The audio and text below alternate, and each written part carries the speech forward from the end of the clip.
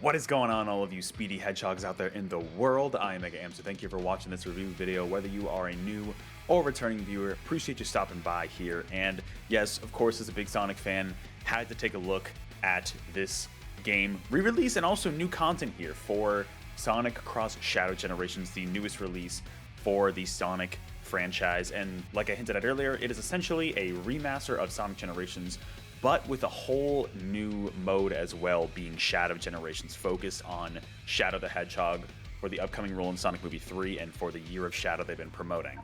So what I'm going to do for this review video is kind of look at each piece in particular. I'll start with just base game Sonic Generations with very, very light spoilers and no spoilers if possible, and then dive into a spoiler section after the fact and I can kind of show you what I did there. So this may be a little bit longer review. I apologize. There's a lot to talk about, especially with the Shadow part, but let's start with Sonic Generations. I mean, right off the bat, you can select both, which is great. I'm glad you don't have to like play a little bit of Sonic Generations to unlock Shadow Generations. That's honestly great to have. So just to kind of, for those of you who may not have played the original Sonic Generations, to kind of give you the basic overview of this game, I'll select a new save file here, which is new for this version, was not in the original. You can only have one save file, as I remember in the original. But essentially the premise of this game is you can see both classic and modern Sonic on the title screen there. This whole game, the game was released for Sonic's 20th anniversary back in 2011. And essentially it is a celebration of the entire series up to that point. You revisit levels with both classic and modern Sonic based on levels from previous games. So of course, starting with Green Hill Zone, as you can see here, the classic, the very first level ever in a Sonic game, all the way up through Sonic Colors, which was the most recent Sonic game released at the time before Sonic Generations' original release. So essentially, you go through each level, each area has two different acts. So Act 1 is focused on Classic Sonic. So you play as Classic Sonic in 2D style gameplay here, similar to the original Genesis games. And then Act 2, you'll play as Modern Sonic, which is more so like Sonic Unleashed, Sonic Colors kind of gameplay there, with the boost formula as we've come to know it now. So for example, if you're a new fan who recently got brought in with like Sonic Frontiers, let's say, it may not be the most familiar to you with modern Sonic because he's controls similarly but a little differently. It's not as open. It's much more linear than something like a Sonic Frontiers. Classic Sonic, if you played Superstars, might feel a little bit similar in terms of that same gameplay style, you know? So something to keep in mind in there. But it adds a lot of nice variety. There are quite a handful of levels that you can go through and choose from. The story's nothing to write home about. They just kind of need an excuse. The basic premise is there's this big creature that essentially can control time and space, ruin Sonic's birthday party, and then they all end up in a scenario where they're revisiting previous levels. And what's nice is that, I mean, each level will have red star rings to collect. They also, for this version specifically, they added new collectibles, being in every act, there are now 3 Chow that you can collect. And what I love about it, and this is what's new about this version, right, is that each Chow is like themed after like one of the different Chows you could customize and create, like Sonic Adventure 2 Battle in the Chow Garden. So they really went into some detail here to kind of do that. As you could probably tell, this is not how Sonic normally looks in this. This is the Sonic Jam Legacy skin for Classic Sonic, which you got by subscribing to the newsletter. As you'll see in a bit, I also have the Dreamcast Sonic one for having the Day 1 edition for Modern Sonic. At the end of it, every level you get ranked, like a lot of the Sonic games, based on your time, your ring count, and overall score. If you get a perfect clear, you don't die at all. You get an S rank, or you get promoted to whatever rank is up next, which in this case, the max is an X rank. Nice thing about this version, they also removed lives, which is great. A lot of games, a lot of modern platformers have been doing that recently, so it's great to see them continue that trend. So it's cool to see. And like I said, nothing to write home about. The cutscenes still look great. Very interestingly about this version, this is something new about the base game of Sonic Generations. I think they re-recorded almost all the dialogue. A lot of characters, sorry, this part gets a little loud. A lot of characters have like brand new dialogue. The animations, I believe, are the same, but the dialogue is re-recorded. Like, it sounds different in some cases, for better and for worse. There are some instances where I think it's a lot better, and some cases where I don't think it's as great. I'm not a huge fan of the subtitles are kind of new, with like the whole banner kind of covering the screen. It kind of reminds me of something like a Sonic Adventure that had similar subtitles to that back in the day on the Dreamcast. But I don't know if all of the dialogue's recording, but honestly, I think most of it is re-recorded. So keep that in mind. If you're like me and you've played the original Sonic Generations, like plenty of times, you'll notice these things, you know.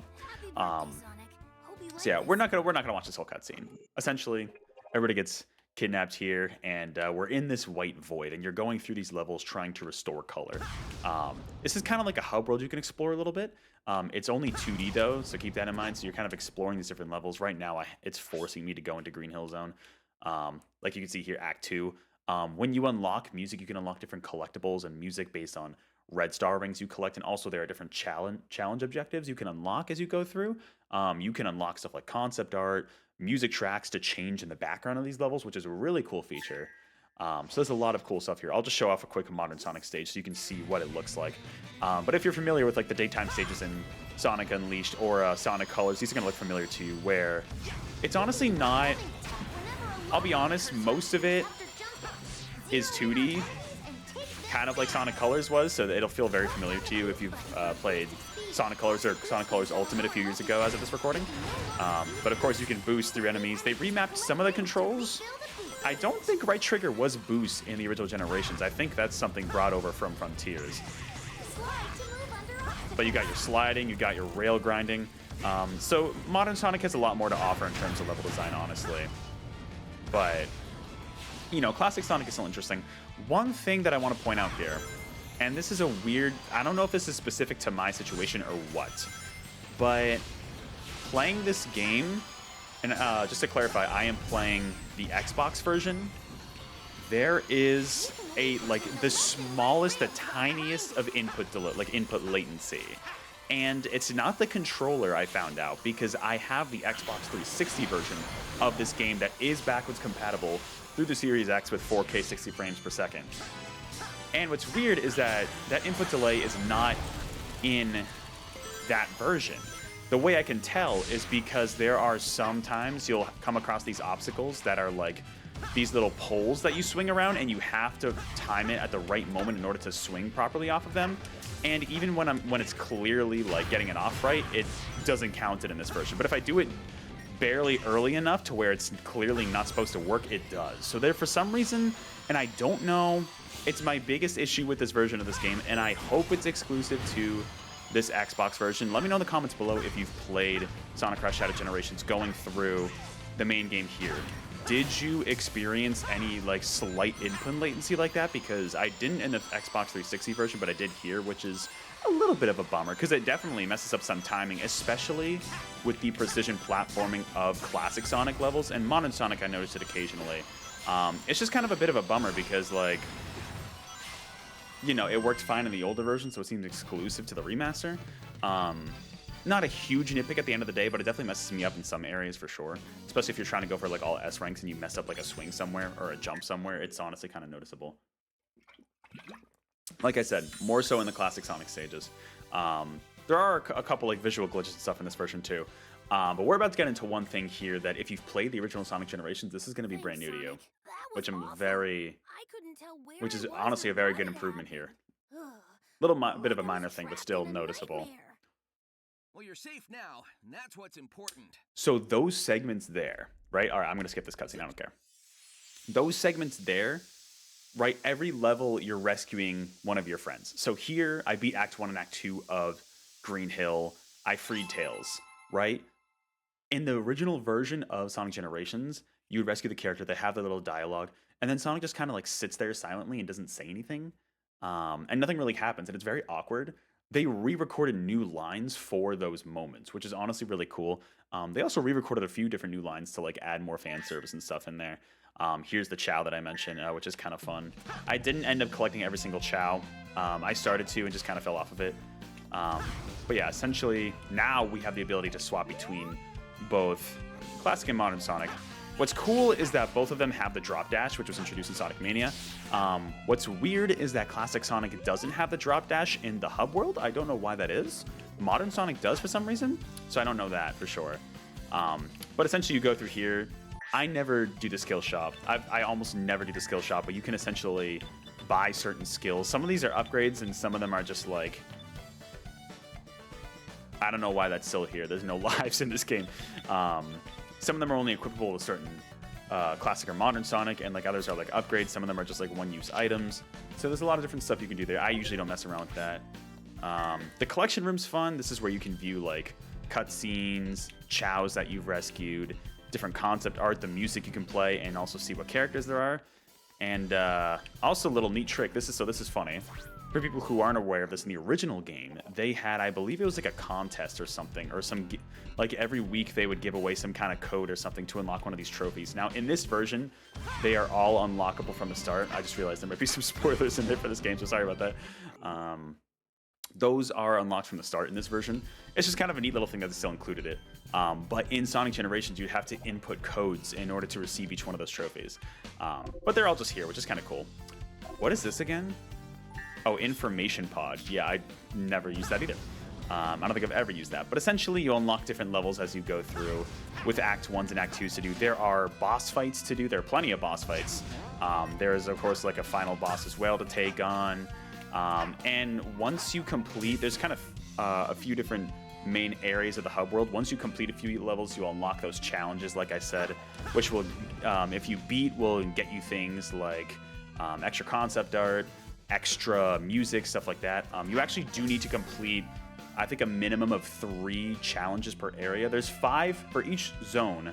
There are 5 per character. So 5 for classic, 5 for modern, for each zone, which means for Green Hill Zone, there's 10 challenges total. So it's a little bit padded. I've never liked that about the original game. It's really, I mean, the game itself, if you don't go after all of them, if you just do the minimum required 1 challenge gate per zone to get the key to unlock the boss, it's not a very long game. It's probably like 5 hours, if even that. If you go after the challenges, it definitely adds some time, but it feels a bit like padding. A lot of the challenges aren't that great. Some of them are fun that involve like Sonic's characters.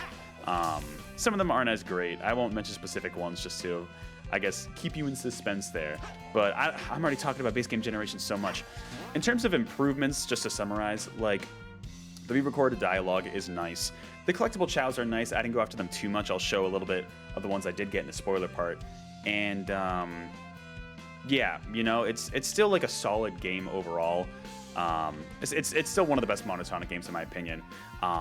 And unfortunately, the input delay issue kind of marred it a little bit to where, like, I don't know if I would play this version. This is still the definitive version of this game to play, but if you have an Xbox Series X and you have the 360 version, that might even be a better version of Sonic Generations, the base game to play. But overall, it is still a well-made game. It's a fun celebration of Sonic. Just don't expect anything super long or super in-depth, but it is a fun time regardless. All right, we gotta switch to Shadow. I talked about this for 13 minutes. Man, whatever. If I'm gonna let one review be a little longer, it's gonna be this one, because there was a lot to talk about with Generations, but the main attraction here, for certain, is Shadow Generations. This is why I bought this game, was for this campaign. So we're also going to do a brand new thing. And what I love what they do, they have a little Shadow story thing you can select here. I believe that is just a compilation of the prologue Dark Beginnings animations that they had leading up to this release. But yeah, just to kind of go into depth here, no stories, not many spoilers at all. We have some cutscenes here. It's focused on Shadow's past. You play as Shadow. Shadow feels a lot different to play. You start off here in the Space Colony arc. This is where you start, which is a crazy level to start off on. One thing right off the bat that I'm a bit bummed about is that it's only 30 frames, and it's a little jarring compared to the base game of Generations, but Shadow's so much more fun to handle. He's so much more fun to handle than even modern Sonic.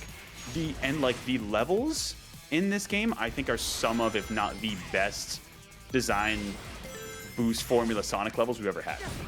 I think some of these levels are great, especially because a lot of these levels in Shadow's story are fully 3D, which, if you heard me earlier talk about modern Sonic, a lot of his levels aren't fully 3D. It's like mostly 2D platforming sections and some 3D, kind of like Unleashed Daytime stages, kind of like Sonic Colors. But here, a lot of the 3D levels are just strictly 3D, which is something I personally wanted for so long. I never was a huge fan of the 2D sections in the 3D levels, and this is really cool. If you've played Frontiers, Shadow might feel a little more up your alley because the control scheme is much more similar to Sonic and how he handles in Frontiers, which I think is probably intentional. I think this might run off of the Frontiers engine. I could be completely wrong about that, but correct me if I am. One thing that makes Shadow very unique is you can see in the bottom middle, I mean, he has the boost meter like Sonic, but he also has Chaos Control ability, which you can fill up by like defeating a few enemies and getting these little sparks. They also have capsules you can collect to fill up the Chaos the chaos control meter, but it allows you to, stop time for about 5 seconds. You can stop the clock, as you can see in the top left, but also it can be used for like platforming and getting around certain enemies. There are certain elements of traversal that utilize chaos control. It is a very cool feature, especially if you're into speedrunning. I think this is the coolest ability that Shadow has in this game. And to be honest, I'm kind of surprised it took them this long. I know they had like the meter you could fill up in Shadow the Hedgehog, but this just feels so much better. This is so much better of an implementation. Just to shave off an extra 5 seconds of the timer can sometimes get you the S rank you need. So overall, I mean, the levels here, they're structured similarly to, in terms of like the anniversary format, to the Sonic Generation style, where you're revisiting older locations and older levels. Of course, this being Space Colony Arc from Sonic Adventure 2, also similar levels in Shadow the Hedgehog. There are some segments here where you're kind of like doing almost quick time events in a way to get through. Very cinematic. They definitely were going for the cinematic angle in this mode of the game for sure. But the music's fantastic. Love the music on display here. And like I said, Shadow just handles so much better. He does have the double jump, which some of you may know I'm not a huge fan of the Sonic characters having double jumps, but it's still, they make it work. It's so much more fun in this version because the platforming is like so much more in depth for 3D sections, which I absolutely love, which is why I kind of say this has probably some of my favorite level design in any boost formula modern Sonic game. It's honestly great to see. And I hope it bodes well for the future. Each level has like multiple paths you can explore as well, which is awesome. You may have seen that I was collecting these gear-like icons previously. Essentially what those are is that every level has 3 gears you can collect. And those, you can see here, here's the third one. Boom. Oh, I missed it. It's similar to like the rewards you get for the challenges in the base game of Sonic Generations, where, and we'll see in a bit, the hub world you explore with Shadow. There are different chests you can unlock, and depending on the gears you get, you can unlock concept art, kind of like overviews of different games that Shadow's appeared in, his story in those games, music, of course, that you can select in the stages as well. Although it's a little more limited than in Sonic Generations, the main game, but there is quite a bit of music there. And the whole time, the basic premise of the story is Black Doom, who you may know from Shadow the Hedgehog, returns in this game to just absolutely mess with you, and for whatever reason, throw you into Radical Highway here, which is really funny. But I mean, who's to complain? Radical Highway's good. The music's great.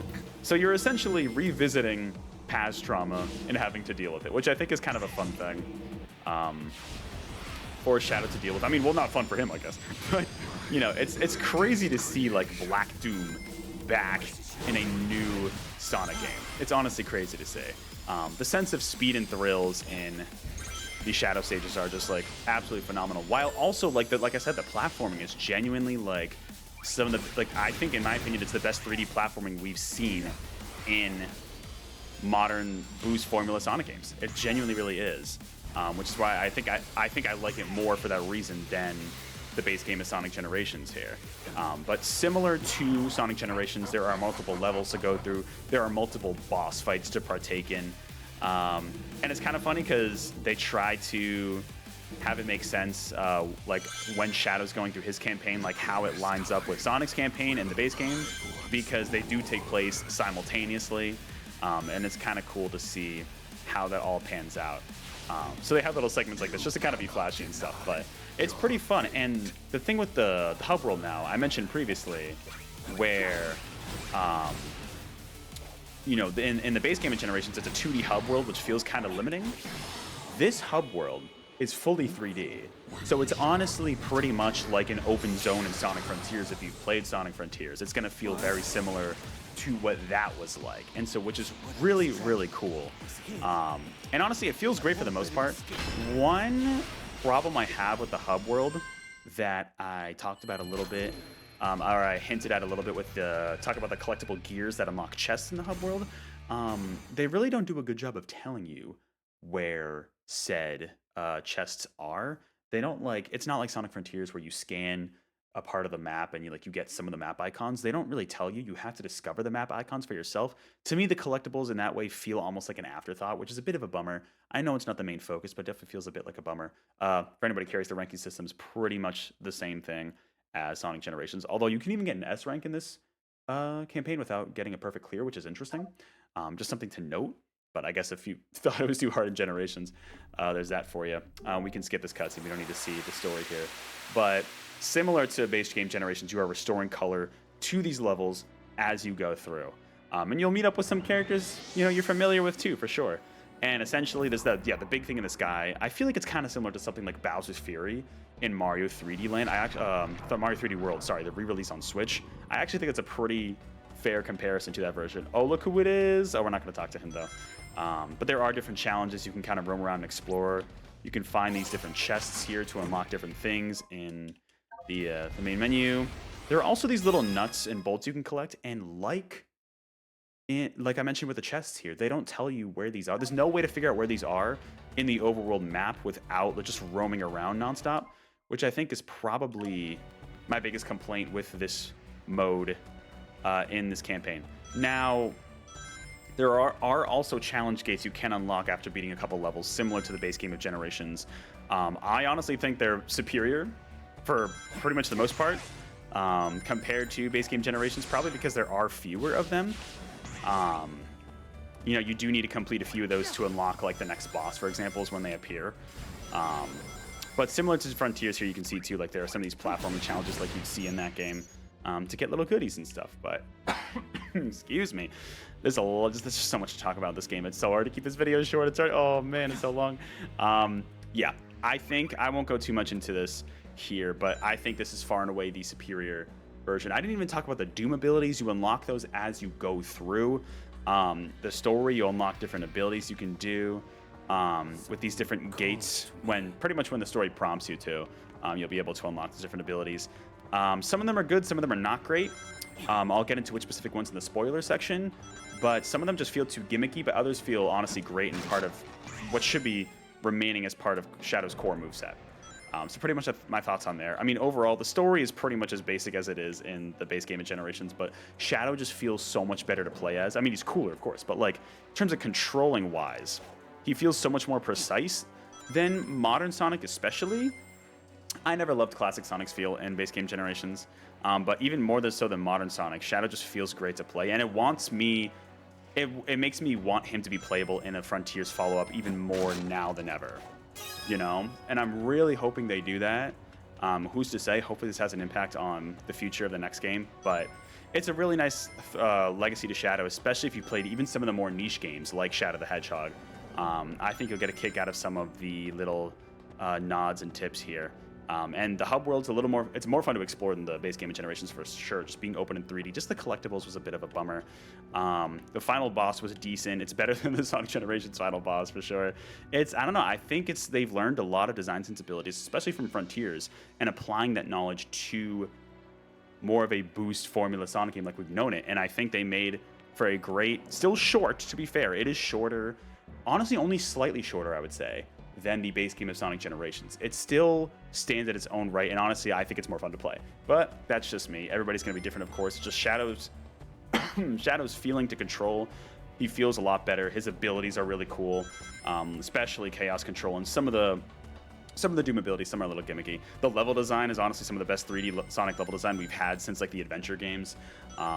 It's really cool. I think they did a really good job here, and I hope this isn't just another a celebration throwaway. I hope this influences them going forward into the future with the inevitable Frontiers follow-up. I hope they take some of these lessons to heart, maybe design some of the cyberspace stages to be more like the Shadow levels we see here. I think that'd be fantastic. But with that, oh man, it's already 24 minutes. That's going to wrap up the non-spoiler section of this review. I know it's a long one, I apologize, but I want to get into some of the spoilers here.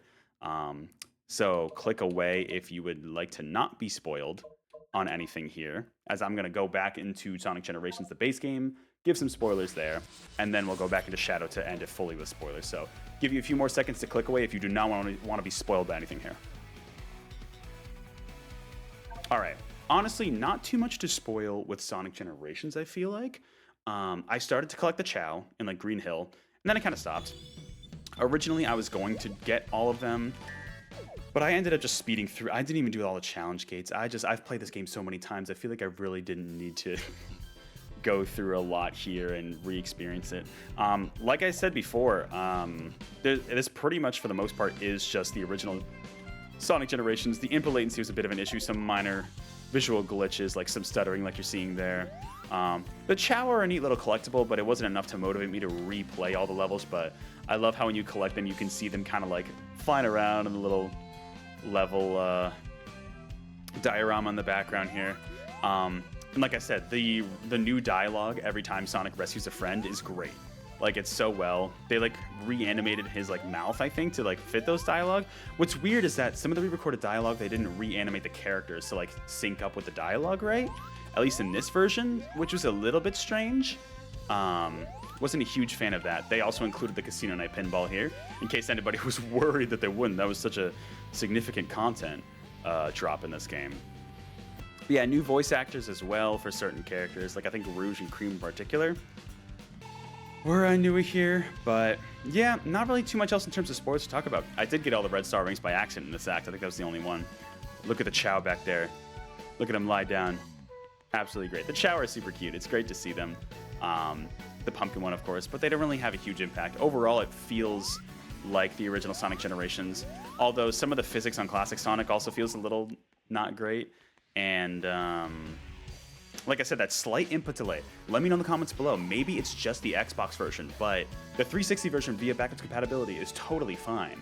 So I really don't know what it is. I don't really know what happened with that, but let me know in the comments below if you know. If maybe it's not exclusive to the Xbox version. I hope it's just exclusive, but definitely correct me in the comments about any of that if I'm wrong. Overall, spoiler, there's not much to talk about with spoilers on this because I didn't replay the full game. It's still as fun as it was before, you know? Minus a slight input delay, maybe get it on like PlayStation 5. I have no idea how the Switch version is. One of my buddies got it and he wasn't complaining about performance, so I'm sure it's fine. But just something to keep in mind. The PC version is probably fine too. But definitely just check what version you're getting beforehand to make sure. And otherwise, I mean, it's still one of the best modern Sonic Boost formula games in my opinion. Minus some minor padding and stuff, but overall still a pretty solid experience even in 2024. All right, I gotta talk about spoilers with Shadow. So before I end this video, it's already way too long. It's gonna be over half an hour, but I mean, I'll put timestamps in here if you wanna skip to like specifically the Shadow parts. So I'll give you just a few more seconds. Finally, if you do not want to be spoiled by anything on the Shadow Generation Sparks, I'm sure that would be some people in this case. Give you a few more seconds.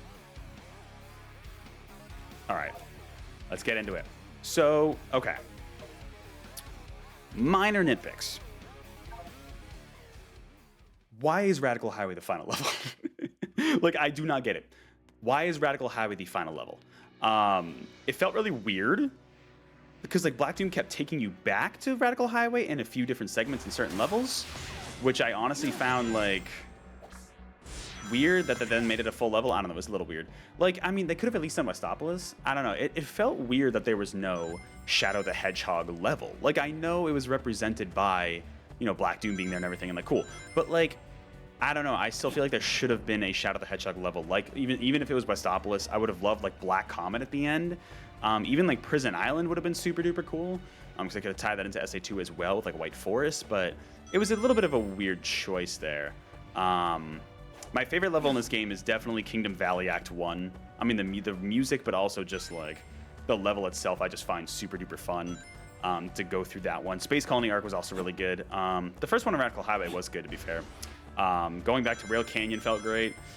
Chaos Island is a weird inclusion, but not as weird as Radical Highway being the final level to me. That level was unfortunately marred by Doom Morph, which is far and away my least favorite Doom ability in this game, and it feels way too gimmicky. Doom Surf I'm also not a huge fan of, but it's at least a little better, and it fixed the hoverbike sequence in Kingdom Valley. It's also a little finicky to control, but it's not. Doom Morph is really just awkward and not fun to use for the most part. And some challenges using Doom Morph was honestly pretty annoying, mainly like the overworld exploration challenges to like get certain collectibles. It's just, I don't know, it felt a little weird. Not a fan of Doom Morph, but like Doom Spear was just an extension of Chaos Spear. That was great. Doom Blast was honestly really cool. I like that you can use Doom Blast for like, you know, level traversal as well as combat. It's honestly mostly used for level traversal. Like being able to just kind of like warp around with it is really, really cool. Even in like the 2D levels, for example. My big issue with the overworld exploration, like I mentioned in the non-spoiler part, is just the fact they don't tell you anything about where certain collectibles are. It's honestly a bit annoying. Like, they didn't have this problem in Frontiers where you scan the map and that's where it is. Here, I'm missing. So I ended up...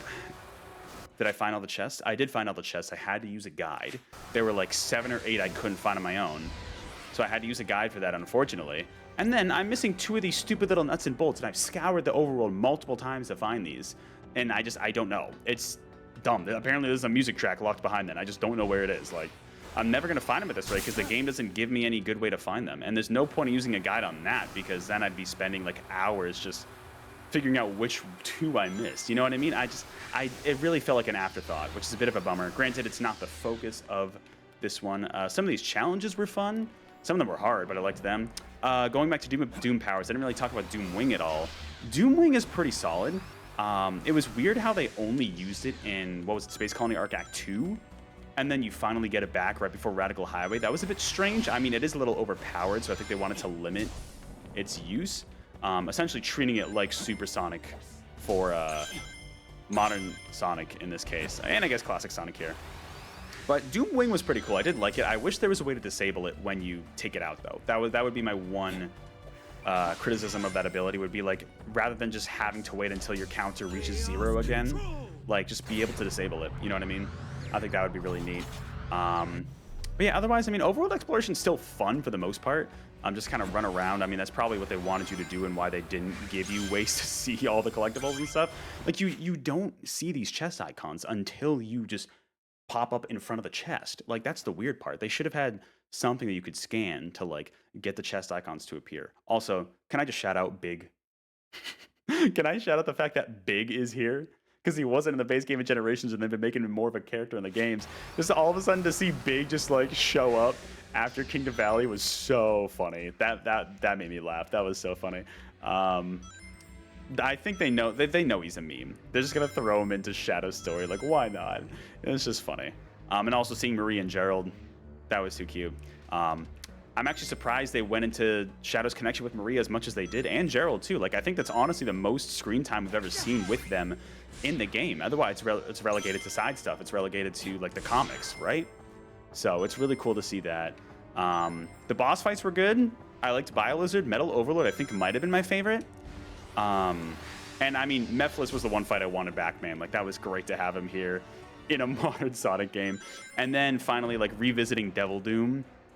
Much better, much more playable than the Devil Doom in the original Shadow the Hedgehog. I did not like that fight in that original game. Although the Doom Morph section was a bit annoying. But the ending section with Doom Wing was pretty great. So, I mean, overall, like, to me, this is the better... I don't want to fully say half, because it is still shorter than base game Sonic Generations, but this is the better half. I think there's slightly better fans. I mean, maybe that's just because recency bias and everything, but, like, it mainly comes down to how Shadow plays with the different abilities. I love Chaos Control. If Shadow comes back being playable in a 3D Sonic game, he needs to have Chaos Control as an ability. Otherwise, it's going to feel weird. Doom Powers, maybe not. But maybe some of them, maybe not all of them. But he feels so much better to play than modern Sonic. The level design, like I said, the 3D levels in particular, even the 2D ones, but the 3D ones in particular are some of the best modern Sonic levels we've had yet. And I hope they take inspiration for that. Assuming a Frontier sequel has the open zones and then the cyberspace stages, I hope they take inspiration from these levels for the cyberspace stages in that game, because just having 3D platforming again for the first time, and it like without having any 2D platforming interrupting it was so good. It felt so good. So if you were worried about like this campaign being much shorter than base game Generations, like, I don't think you have to worry about that. It is shorter, but honestly not by as much as you'd think. And it is no episode Shadow in Sonic Forces. They learned from their mistake that time, and they made this really good. The fan service is great. Shadow just feels great to control and play as, and the levels are really designed really well, and it's a fun time if you're a Shadow fan. I think they really do Shadow.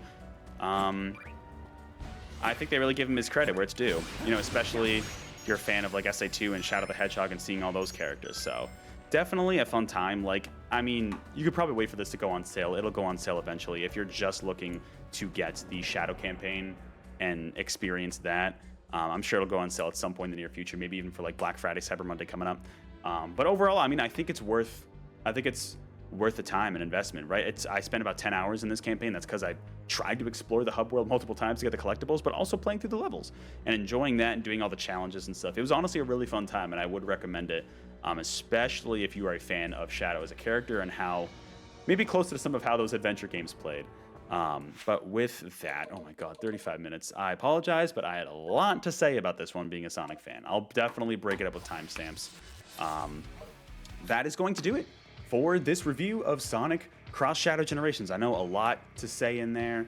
There's a lot going on between the base game of Sonic Generations getting a little bit of new content, not a ton, but a little bit, and of course the brand new Shadow campaign. Just to recap it, this is the definitive version of Sonic Generations because of the Shadow content in particular. Without that, I honestly wouldn't know if I'd say so. But the Shadow campaign's so good, I honestly think it's superior to the base game of Sonic Generations, even if it's a tiny bit shorter. It's not as bloated as a main campaign of Sonic Generations is, and Shadow just feels better to play, better level design. Not that the original base Generations is bad by any means, it still is fun to play. It's just, I prefer 3D level design, so if you do as well, you might get a kick out of Shadow's campaign more in particular, but you know, some new features added in there as well if you've played Sonic Generations and are more familiar with that. Still a fun time overall. So that is finally going to do it for this review video. Let me know in the comments below what you thought of this. What do you think of the original Generations? Did you check this remaster out? What did you think of Sonic Generations? What do you think of Shadow Generations? Please keep the comments non-spoilery for people who haven't played it yet. I would like to know your thoughts overall as someone who's played plenty of Sonic games. I'm always looking to engage with the community there. So thank you again so much for watching. I will catch you all on the next video or live stream. And until then, stay edgy.